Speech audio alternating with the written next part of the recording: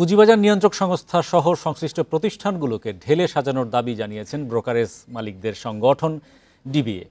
সোমবার রাজধানীতে এক সংবাদ সম্মেলনে এ দাবি জানান ডিবিএ সভাপতি সাইফুল ইসলাম।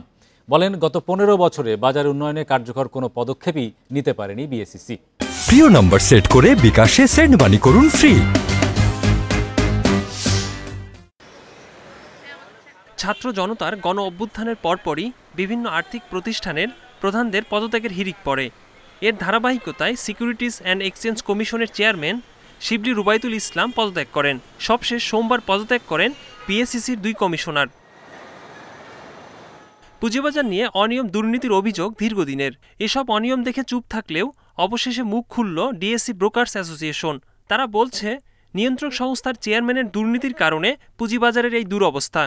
অর্থলিপ্সু ব্যক্তিদের হাতে তুলে দিয়ে বিগত 2 কমিশন মিউচুয়াল ফান্ড খাতকে ধ্বংস করেছে। অবিলম্বে এ খাত ধ্বংসকারীদের বিরুদ্ধে তদন্ত করে উপযুক্ত শাস্তি নিশ্চিত করতে হবে এবং বিনিয়োগকারীদের আস্থা ফেরাতে প্রকৃত পেশাদার ফান্ড ম্যানেজারদের কাছে ফান্ডগুলি হস্তান্তরের উদ্যোগ নিতে হবে। নামমাত্র বা শুধুমাত্র আর্থিক জরিমানা না করে কারসাজির ব্যাপকতা, ব্যক্তি বা প্রতিষ্ঠানের দায়বদ্ধতা বিবেচনায় ফৌজদারি মামলা করতে হবে।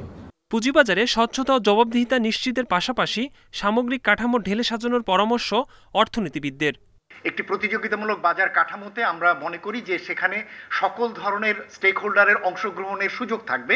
সেই সুযোগগুলোকে ধীরে ধীরে এগুলোকে ভেঙে দেওয়া হয়েছে। ভেঙে দিয়ে একটি নির্দিষ্ট গ্রুপের কাছে সেগুলোকে কুক্ষিগত করা হয়েছে। পুঁজিবাজারের একেবারে প্রশাসক থেকে শুরু করে সেটা অপারেশন পর্যন্ত এটার বিস্তৃতি আমরা দেখেছি। এদিকে সোমবার ডিএসসিতে লেনদেন শুরুর 9 মিনিটেই প্রধান সূচক কমে প্রায় 100 পয়েন্ট। এরপর সূচক কিছুটা বাড়লেও দিন শেষে ডিএসইএক্স কমেছে 83 পয়েন্ট, অবস্থান করছে 5932 পয়েন্টে। চট্টগ্রামের স্টক এক্সচেঞ্জে সার্বিক সূচক 124 পয়েন্ট কমে অবস্থান করছে 17157 পয়েন্টে। লেনদেন হয় 20 কোটি টাকার শেয়ার।